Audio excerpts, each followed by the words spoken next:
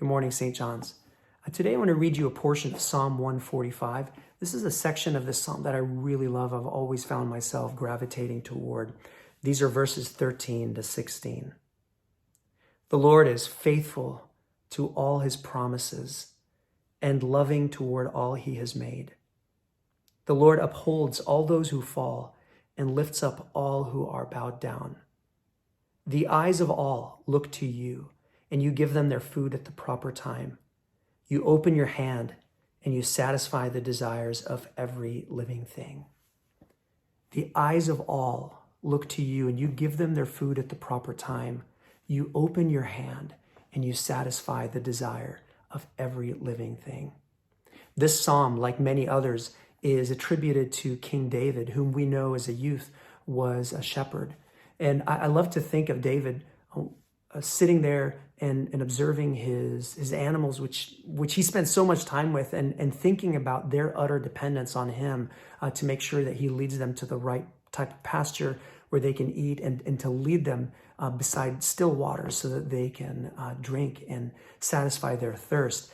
And David uses this. David, whom we know was a musician and a lyricist, and he would express his heart and his deepest desires and his deepest sadnesses and anguishes through praise and through worship and through music.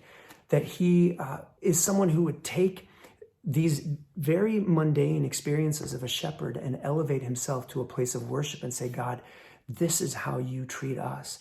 That I, a mere mortal, care so much about these animals, and I make sure that they're fed and they don't go hungry, they don't go thirsty. How much more do you, God, care for us and for our needs and give us food at the proper time? If you are a pet owner, then I'm sure that you've had this experience where every now and then you'll walk by their food bowl and you'll see that it's empty, and you'll wonder for a moment, did I feed them this morning? Or you'll see their water bowl and it's licked dry.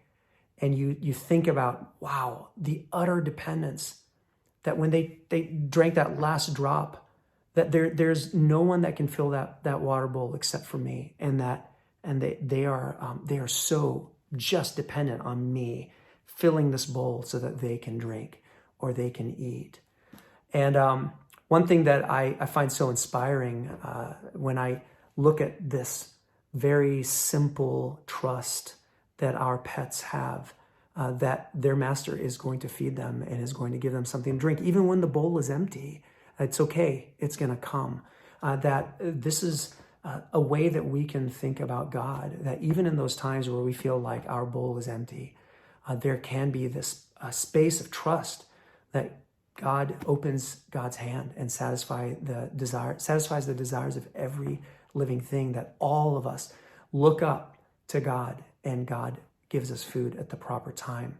So I'd like to, just offer this to us today.